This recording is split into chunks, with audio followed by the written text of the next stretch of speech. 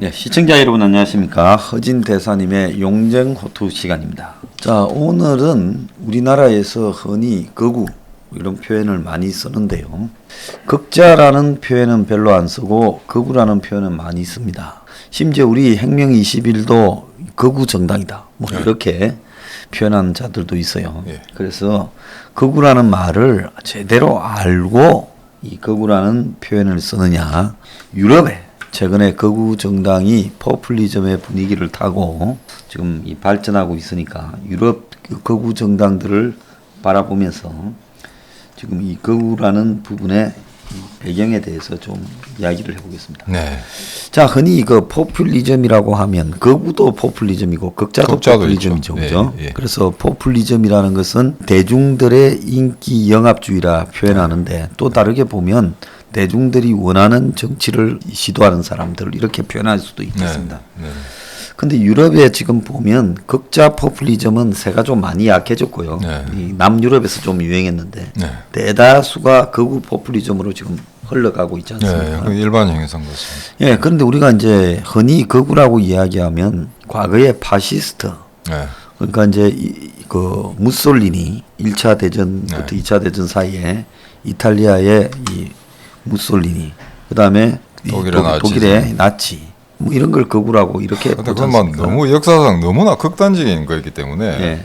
그걸 이제 그 극우 정당의 뭐 원형이라고 하기는 좀 문제가 있긴 있습니다. 그리고 히틀러도 정식 명칭이 나치가 독일 사회주의 국가 사회주의 노동당 아닙니까? 예. 그러면 국가 사회주의라고 하는 말이 앞에 들어가고 노동당이 들어가니 도대체 국가 사회주의 노동당이라는 말 속에 저게 우적인 요소가 어디 있느냐? 명칭으로 보면. 맞습니다.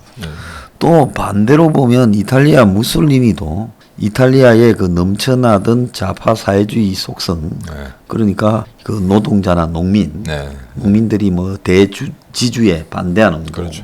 또 노동자들이 공장을 접수하는 운동, 이런 것들의 영향을 받고 처음에는 본인이 사회주의였잖아요. 그렇죠. 본인이 좌파였죠. 예. 좌파 이탈리아 한겨레 기자였죠. 예, 그렇죠. 그러다가 어느 순간에 이제 파시즘이 됐는데, 그래서 히틀러가 국가의 총동원 체제를 거치거나 하는 부분에 보면 소련의 스탈린과 유사한 측면도 있지 않았습니까? 그렇죠. 뭐 그러니까 그 히틀러나 이 무솔리니를 보고 자 거구라 이렇게 표현하는 것은 그는 이제 그 당시에 그걸 정확하게 규정짓기 어려웠던 시기의 흐름이라고 볼 수 있고 또 다른 한편으로는 이제 한 80년쯤 지난 현대에서 거구를 뭐라고 정의하는가 이 부분은 새롭게 좀 이렇게 될 필요가 있지 않겠습니까? 그래서 이 그 소장님 앞부분에 그 극우 정당이라는 표현에 대해서 말씀하셨는데 뭐 나무위키인가요? 거기서 이제 우리 혁명 21을 극우 정당이라고 분류를 해놨더만요 보니까.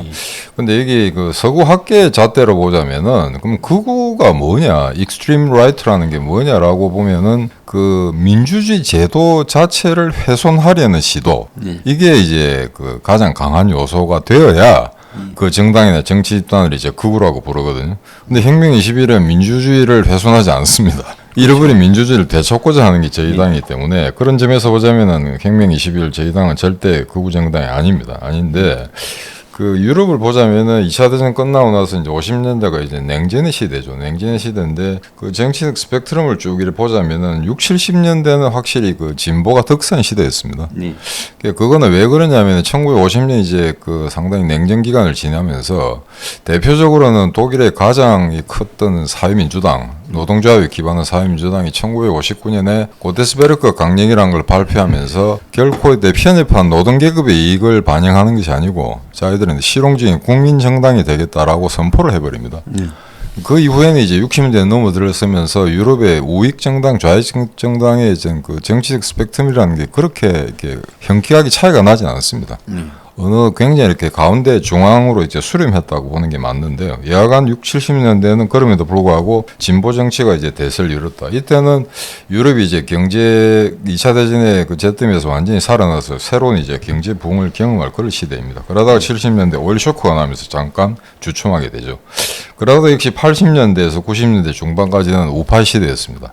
그 80년대는 대표적으로 뭐 미국에서 레이건 대통령, 그 다음에 한국의 전두환, 일본의 낙하손에 대개 우익지향적인 있는 정치 지도자들이 많이 나왔었죠. 유럽도 마찬가지였고요. 그래서 요 한 15년 동안 80년대, 90년대는 쭉 이렇게 우파가 독 잡았습니다. 그러다가 이상하게 그 동구권이 이제 무너지는 게 89년, 90년 그 시기인데 그 시기 직전까지는 또 좌파들이 정권을 잡았어요. 유럽의 경우에. 그러다가 이제 21세기를 넘어서부터는 이제 완전히 우파들이 쭉 잡게 되는데 최근에 이제 유럽의 극우 현상이 굉장히 심화됐다. 극우가 준동하고 있다. 이런 언론의 표현을 쓰게 된 거는 사실은 한 5, 6년 전이었습니다. 2014년도에 유럽 이제 의회에서 극우 정당들이 완전히 약진하면서 그런 이제 말들이 오갔는데 실은 이제 쭉 경향을 보자면은 요 수십 년 동안의 스펙트럼을 보자면은 21세기를 거치면서 2000년 초부터 유럽의 극우 정당들이 약진한 걸로. 근데 그 극우 정당이라 극단적인 있던 그 우파들만 기승을 부른 게 아니고 전반적으로 우파들이 좌파를 밀어내면서 유럽의 정치 지형을 상당히 이제 우경화된 쪽으로 바꿔 나가고 있습니다. 그래서 그 경향이 지금도 더 이제 가속화되는 그런 상황이라고 보는 게 일반적인 개념일 것 같습니다. 자, 그래서 그 전체적으로 유럽의 우경화 경향이 강해지고 있는 속에서 네. 지금 기존의 이제 정권 내부에서도 네. 지금까지 보면 유럽이 전후에 네. 이제 대체로 보면 중도 우파, 중도 좌파 다 연정 형식으로 왔죠. 예. 이제 서로 간에 네. 갈라먹거나 연정 형식으로 네. 오지 않았습니까? 네. 네. 그렇게 오다가 지금 그런 유럽의 중도 좌우파의 이 대결이 네. 이제 무너지는 양상이 나타나면서 극우 세력이 지금 대단히 심하게 약진하는 그런 현상이 나타나고 있습니다. 그 배경에는 가장 기본적으로는 이제 경기 변동, 이제 경제 악화에 따른 현상이라 볼 수가 있는데 지금 제가 이제 독일하고 네덜란드에 이제 한 합계가 한 7년 반 정도 살았습니다. 거기 보면 이런 성향이 있는 것 같습니다. 그러니까 이 좌나 우나 단독으로 정권을 이제 수립할 수도 있고 또는 되게 연정 형태로도 갈 수 있는데 만약에 특정 집권당이 너무 지나치게 우경화되거나 좌경화되면 다음 선거에 반드시 패배하는 게 유럽의 상식이었습니다. 그러니까 연정을 하더라도 이제 우가 70, 좌가 30일 경우에는 우파 정권이 너무 이렇게 우경화되면은 좌파가 그럼 다음 선거에 너희하고 연정을 하지 않을 거야라고 엄포를 놓습니다. 그러니까 이런 현상이 계속 지속되다 보니까 좌가 잡든 우가 잡든 되게 중도 성향의 정책들이 개발되거든요.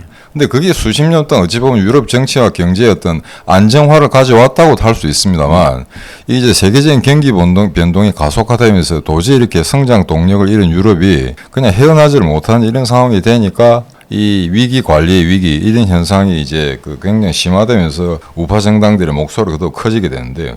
통계적으로 보자면은 과거에 한 2, 3년 전에 EU 15개 국가 중에 11개국이 좌파였습니다. 근데 이제 통계치를 어떻게 잡느냐에 따라 좀 달라질 수도 있는데 그 조사에 따르면 2003년이 되면은 이제 EU를 포함해서 서유럽 전체 18개국 중에 12개국의 우파 정권이 등장합니다. 거의 70% 이상을 장악하게 되죠. 그리고 좌파 정권이라고 할 수 있는 거는 약 13개를 잡았을 때 6개밖에 존속하지 않는. 그러니까 지금 저희들이 알고 있는 유럽 대부분의 나라들은 지금 현재 중도 우파 내지는 우파들이 정권을 잡고 있다고 생각하시면 될 것 같고요. 근데 이 지금 현상이 2000년 초반에 보시면 기억나실 겁니다. 오스트리아 인민당이라는 게 99년에 집권해가지고 그 연정에서 극우 성향이 자유당을 집어넣었었거든요. 근데 이 당시 자유당 총수가 헤이더라는 사람인데 거의 뭐 네오나치에 가까운 그런 사상을 가졌던 사람입니다. 그리고 이제 2002년 이게 프랑스가 이제 문제가 큰데 프랑스가 이제 그 유명한 시락 파리 시장한테 시락이 있죠. 시락이 그때 1위로 했습니다. 19.67% 2002년 공화연합당이요. 그다음에 이제 사회당이 조스핑이 3위밖에 못했습니다. 사실은 제2당이었는데 그런데 항상 만년 이제 뭐 꼴찌 정당 내지는 마이너리티 정당으로 있던 그 르팽의 국민정선 극우 정당이 그때 2위로 올라서게 됩니다. 2000년에 저희들 월드컵에 취했을 때였대. 그래서 이 둘이서 최종 투표를 결선해 갔죠. 그래서 이때부터 르팽이 지금까지도 한 20년간 프랑스 정치사 이름을 지금 남기고 있는 거죠. 그 딸이 지금 마린 르팽이 마린 르팽. 아버지를 몰아내고 그렇죠. 딸이 더 지평을 더 넓혔어요. 그래서 이게 유럽의 이제 정치를 이끌어가는 게 영독불 3개국이라고 할 경우에 대륙에서는 역시 독일하고 프랑스인데 프랑스가 아마 유럽 우경화의 가장 첫 단추를 깬 게 아닌가 그렇게 지금 평가되고 있고요. 독일 같은 경우에도 사실은 그 노동조합에 기반한 3인당의 단일 정당으로서는 최대 정당이었습니다. 그런데 2001년, 2003년 그때 그 지방선거에 보면은 3인당이 경향적으로 몰락하는 대신에 기존의 이제 기독민주당 기민당이 이제 계속 이제 신장세를 확보했고, 물론 기민당은 지금 현재도 대연정 하에서는 그 기사당, 기독교 사당하고 같이 연정 형태로 그렇게 남아 있긴 있습니다. 근데 지금 최근에 독일은 조금 더 다른 현상이 벌어지고 있는데 그건 나중에 다시 설명하기로 하겠습니다. 그래서 이런 그 우파 정당들의 그 약진의 배경을 하나 이제 재밌게 보자면은 아까 제가 말씀드린 것처럼 소위 말해서 이제 좌우가 계속 정권 교체를 하다 보니까 정책 자체가 이제 중앙으로 수렴되는 그런 현상이 많은데, 특히 최근에 2000년 초반부터 해가지고 이렇게 보시면은 지금까지 EU라는 게 계속 확대를 해왔습니다. 처음에 11몇 개국에서 지금 뭐 30몇 개월로 늘어난 이런 현상인데, 이게 보시면 소위 말해서 그간에 이제 각 유럽의 주요 국가들이 좌파들의 정권을 잡았었는데 그 사람들이 내걸은 정책이 대부분 이 우파적인 정책이었습니다. 자유화라든가 규제 완화, 공기업 민영화 이런 걸 갖다 계속 이제 노골적으로 들고 나오니까 사실은 그 좌파 정권의 그 지지 세력이 되는 노동계급이 여기서 이탈하게 되거든요. 이게 무슨 좌파 정책이냐. 자, 여기서 보면 그 신자유주의, 네. 세계화라는 부분에 유럽의 좌파들이 네. 그걸 철저히 수용하고 앞장을 좀 섰지요. 그렇죠. 예. 왜냐하면 60, 70년대 소위 말해서 3인당식 어떤 복지주의 정책이 21세기 들어서면서 더 이상 활력을 잃게 됩니다. 더 이상 이제 그 재정 적자를 메꿀 형편도 안 되고요. 그러다 보니까 집권하고 있던 좌파들이 이거 이래가지고 안 된다. 그래서 노동 유연화라든가 소위 말해서 보수주의 정책을 좌파 정권이 기치를 내걸면서 좀 문제가 좀 심각하게 됐던 거죠. 그게 이제 영국의 뭐 토니 블러의 제3의 일례에서 이제 그런 걸 알 수 있죠. 문제가 네. 됐는데 네. 문제는 이런 그 신자유주의라는 것이 필연 한계를 갖다가 부딪힐 수밖에 없었는데 네. 그 신자유주의의 한계가 이제 구체적으로 드러난 게 2008년 금융위기지 않습니까? 네, 맞습니다. 네. 금융위기 이후에 유럽이나 세계의 월가 점령 운동 같은 게 퍼지면서 네. 유럽에서도 급격하게 파퓰리즘이 확산되면서 네. 신자유주의로는 안 된다. 네. 흐름이 이제 극우 운동의 활성화를 가져오는. 근데 여기서는 이제 신자유주의라는 그 어떤 정치 경제적 기조하고 더불어 그간의 유럽이 사실은 뭐라 그럴까 전반적으로 이제 경제적 활력이나 동력을 잃었다고 봐야 되겠죠. 예. 더 이상 포화 상태에서 더 이상 개발할 것도 없고, 예. 뭐 땅도 협소한 상태고요. 그래서 이게 그 소위 말해서 유럽 대중들의 불만이 이제 싹이 텄던 이유가 소위 문명 사회를 이끌어가는 그 북미 대륙하고 서유럽인데 90년대 유럽의 이제 좌파 정권 집권 시기 중에 어떤 현상이 있냐면 미국은 그래도 뭐 월가의 어떤 독점 자본이라든가 그런 폐해는 계속 상존해 왔습니다만 미국 자체의 노동 생산성은 약 2.5 정도를 이제 시현했는데 그에 반해서 유럽은 1990년 한 5년 동안 2.5%, 그다음에 이제 2000년간은 마지막 또 5년에는 1.3%로 이렇게 저하되고 지금 계속해서 뭐 이런 상태입니다.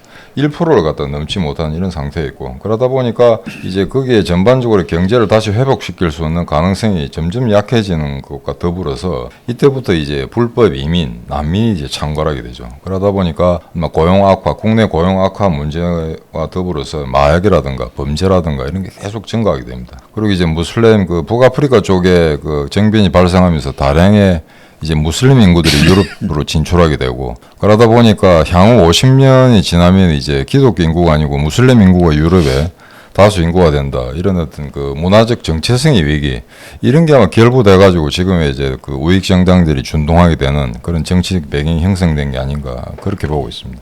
자, 근데 유럽은 보면 각국이 선거를 하지만 네. EU라는 유럽연합이라는 걸 만들고 네. 그 유럽연합의 의원들을 별도로 뽑지 않습니까? 맞습니다. 유럽 의회라는 게 있죠. 예. 근데 자국의 선거에서는 그래도 좌우에 좀 균형적으로 표를 주는 유럽 국민들이 예.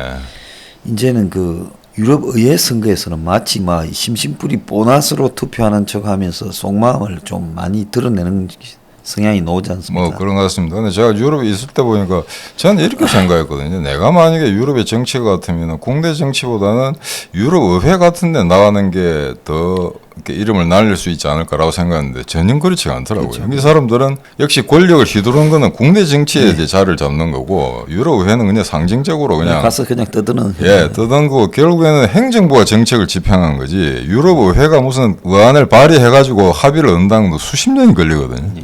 그래서 이거는 뭐 사실은 그 어찌 보면 이렇게 생각하시면 될 것 같습니다. 제가 가서 경험적으로 관찰했던 건데 국내 정치 국회의회에서 떨어지면 여기에 신청하더라고요. 그래서 사실은 이름은 좀 이브리그라고 봐요. 맞습니다. 이제 저 유럽에 보면 뭡니까? 유럽의 그 축구 대회가 두 개가 있지 않습니까? 하나는 챔피언스리그, 유로파리그 있죠. 예, 그러니까 그 유로파리그. 그래서 이게 지금 그 유럽 의회는 5년 주기로 이제 그 선거가 일어나고 있는데 발생하는데 지금 문제가 보면 지난 2014년 그다음에 이제 2년 전이죠. 2019년 유럽 의회 선거가 두 번 있었는데 이 두 번 다 소위 말해서 극우 내지는 이제 우파 정당들이 약진을 했습니다. 그래서 이제 소위 말해서 문명 사회에서 이게 혹시 과거에 나치즘으로 흐르는 게 아닌가 하는 우려를 표명하기도 하고 있는데요. 기본적으로는 그 배경에 있던 유럽의 경제적 불안, 그다음에 이제 난민 문제로 이제 대두되는 그런 문화 정체적인 위기, 뭐 그런 게 맞물려서 나타난 현상 같은데 지금 그 2014년 이거 좀 해묵은 이야기입니다만 그 2019년 그 이전에 전 단계에 있던 유럽 의회 선거였습니다. 그때 지금까지 했던 그 최다 교섭 단체였던 그 중도 우파 유럽 국민당, 이게 중도 우파 정당이죠. 이게 274석에서 214석으로 축소되고 중도 좌파 사회당은 약간 늘었습니다. 오히려 186석에서 196석으로 확대됐는데 이건 아마 극우의 준동이 돼서 약간의 이제 견제표가 발생한 게 아닌가 그렇게 다들 분석을 하고 있는데 문제는 그 당시 영국이라든가 프랑스라든가 그리스 이런 데서 유럽의회에서는 극우 정당이 제1당으로 부상하게 됩니다. 그래서 이제 극단적 현상이 이제 나타나는데 그리스 같은 경우에 그 당시에 물론 좌파가 정권을 잡고 있었습니다만 유럽의회에서는 극우 정당 그러니까 이게 뭐 황금 새벽당이던가요? 그런 현란한 이름을 갖다 붙인 그런 정당이 이제 1위로 부상하는 그런 기현상이 있었습니다. 자, 여기서 이제 시청자분들 참고를 위해서나 이야기를 하면 유럽의 각 나라는 나라마다 정당이 있고 또 유럽의회는 유럽의회에 또 자기들 정당이 맞습니다. 있잖아요. 예, 중도 따로 우파, 있습니다. 중도 좌파, 뭐 좌파, 뭐 극우 뭐 이런 식으로.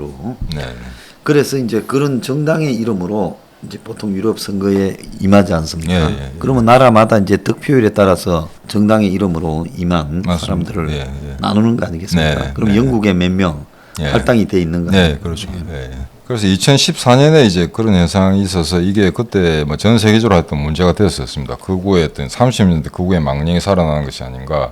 그런데 이게 그 당시에 상당수는 아마 일시적인 현상일 거다. 그러니까 유럽의 경기가 좋아진다거나 또는 EU가 좀 더 강한 모습을 보인다면은 다시 회복될 거라고 했는데 그게 아니었습니다. 2019년 바로 2년 전 선거였는데요.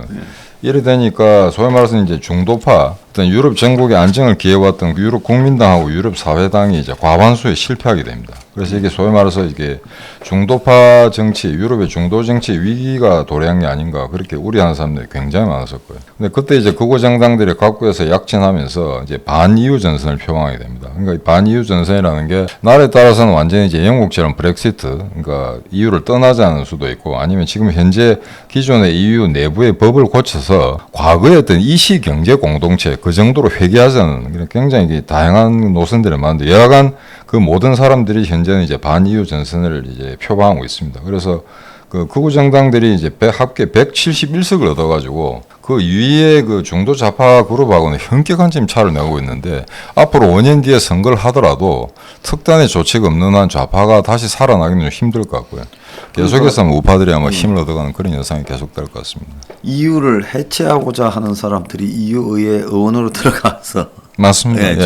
뭐 그런 의석을 확장시키고 있습니다. 네, 그래서 지금 그 영국하고 프랑스 지금 뭐 극우 정당 또는 우익이 정권을 잡지 않은 데가 없습니다. 지금 유럽 같은 경우에 이탈리아, 뭐 폴란드 마찬가지고요. 근데 헝가리는 지금 사실은 이게 극우 정당에 맞기는 맞는데 최근에 사태 보면 뭐 10,000명이 시위하는 걸 봤는데 그건 또 어떻게 정권이 그 중국 자본하고 결탁이 돼가지고 이거는 또 소위 말해서 유럽의 극우 정당하고는 조금 또 이게 결이 다른 이야기가 됩니다. 그래서 그 피데스라는 그 정당 자체 이름은 사실은 그 헝가리가 공산주의에서 벗어나면서 체제 전환기에 만들었던 신생 정당인데 이 월 뜻은 청년 동맹입니다. 근데 그로부터 한 30년 지났으니까 다 노인네들이 돼버렸거든요. 그래서 이 이름을 바꿔야 되는데 아직도 그 이름을 그대로 쓰고 있거든요. 그래서 그 당시 이게 2019년에 문제는 독일 3인당이 완전히 정말 몰락하게 됩니다. 역사상 처음으로 독일 내에서 3위로 주저앉아 버리게 되고요. 물론 이제 독일 국내에서는 여전히 2위입니다만 유럽 의회 내에서는 이제 독일을 위한 대한정당, 극우 정당 2위가 돼버립니다. 예, 그래서 이거는 막 그 당시 독일뿐만 아니라 전 유럽, 전 세계적으로 큰 쇼크를 주는 그런 사건이었는데 현재로서는 이제 지금 코로나 정국이라든가 이게 하나의 크나큰 변수가 될 수가 있겠고요. 그 다음에 이제 경제가 어떤 국면으로 지금 다시 살아날지는 모르겠는데 5년, 그러니까 3년 뒤죠. 지금 이미 2년이 지났으니까 3년 뒤에 있을 다음에 어떤 유럽의 선거에서는 어떤 경향을 보일까 귀추가 주목됩니다만 결국 뭐 전반적으로는 우익 스펙트럼이 그대로 작용하지 않을까 그렇게 지금 보고 있는 것 같습니다. 자, 그럼 이제 유럽의 각 나라별로 이제 극우 정당들이 가지고 있는 기본적인 포맷이 뭔가? 네. 이 이야기를 좀 보겠는데. 예, 그래서 너무나 많은 나라들이 있어서 그 나라들이 어떻게 지금 그 각국의 극우 정당들이 어떤 정책을 표방하는가 하는 거는 다음에 좀 자세히 설명드리기로 하고 일단 골자만 제가 간단히 말씀드리면은 이 나라는 조금씩 다릅니다만 공통적인 요소가 있는데 이제 첫 번째로 기본적으로 작은 정부입니다. 세금을 적게 걷겠다는 겁니다. 이거는 이제 기업의 어떤 자유, 그다음에 노동 유연화 이런 걸 근간으로 한다는 측면에서는 과거 큰 정부, 복지 정책의 수혜를 계속 늘려나가려는 그런 어떤 좌파 정부와는 전혀 반대되는 이데올로기라고 하겠습니다. 그다음에 이제 유럽 회의주의, 소위 말해서 유로 스캡티즘이라 해가지고 지금까지 90년대를 거치면서 유럽이 계속 그 팽창 일로를 끌었습니다. 그러다 보니까 결국에는 유럽의 어떤 외연의 확장이 됐는데 내부의 결속력은 점점 약화되는 그런 현상이거든요. 그래서 아주 단순한 정책 결정 하나도 무지 시간이 걸리고 합의 과정이 너무 복잡하고 그래서 이 소위 말해서 유럽이 지금 이대로 가면 안 된다라는 게 유럽 회의주의가 팽배했고 그다음에 유로화를 쓰게 되면서 이제 그 소위 말해서 경제력이 약간 강한 나라들이 굉장히 힘든 이제 그 사정에 처하게 됐죠. 독일 같은 경우에 강한 경제를 가진 나라는 관계 없습니다만 남유럽의 조그만 나라들은 유로화 도입되면서 서민들의 삶은 굉장히 이제 각박해졌고요. 그러다 보니까 아까 소장님 말씀하신 것처럼 이 신자유주의자들을 갖다 극우 정당이 반대하는 원래 신자유주의는 사실은 우파 한국식으로 보자면 네. 강한 우파일수록 신자유주의를 찬양해야 되는데 그렇죠. 이게 유럽은 다릅니다. 이 사람들이 신자유주의를 반대하고 난 그런 현상입니다. 그다음에 뭐 난민 문제라든가 이슬람에 반대한다든가 이런 거는 잘 알려진 이야기고요. 그다음에 이제 그 뭐 성소수자 뭐 이건 당연히 반대입니다. 페미니즘도 이제 반대 입장을 취하고 있고 다만 이제 성소수자 문제 가지고 일부 정당들이 조금 이제 좀 고민에 빠진 게 사실은 이제 페미니즘이라든가 그 성소수자 동성애 문제 이 가지고 극우 정당 기본적으로는 반대 노선을 취하는데 사실은 이 극우 정당들이 반대하는 이슬람이 있지 않습니까? 예. 이슬람 이 문화권에서는 성소수자 동성 이런 거 철저하게 종교적으로 탄압하는 아유 국가들이거든요. 뭐 죽여버리고 그렇게. 예, 근데 경우에 따라서는 얘들하고도 이 문제에 대해서 연대를 하겠다고 하는 정당도 있습니다. 그래서 무슬림하고. 그건 뭐 결정적인 이슈는 아닌 것 네, 같아요. 그렇죠. 예, 주변적인 이슈입니다. 그다음에 이제 그 반유대주의인데 이거는 사실은 지금 현재 유럽 사회에서 뭐 유대인이 유럽의 어떤 정치 경제를 주무르겠다고 하는 거는 설득력이 없는 이야기긴 한데 유럽 내에 이제 반유대주의라는 건 굉장히 뿌리가 깊습니다. 극단적으로 표출됐던 게 나치즘이었고요. 그러니까 여기서 이제 보면 유대인들의 자본이 모여가지고 이제 유럽에 네. 영란은행도 설립시키고 뭐 또 다른 한편으로는 그 유럽의 주요 금융 가문들도 이렇게 네. 유지시키니까 네. 이 부분에 대해서 그 유럽 내부에 대체로 이제 유럽의 극우는 서민들의 배경에서 자리 잡고 있지 않습니까? 그렇죠. 저소득 서민, 네. 남성 이런 그런 사람들이 봤을 때는 지금 유대인들이라는 부분이 네. 어떻게 보면 금융 자본가로서 이유를 만들고 네.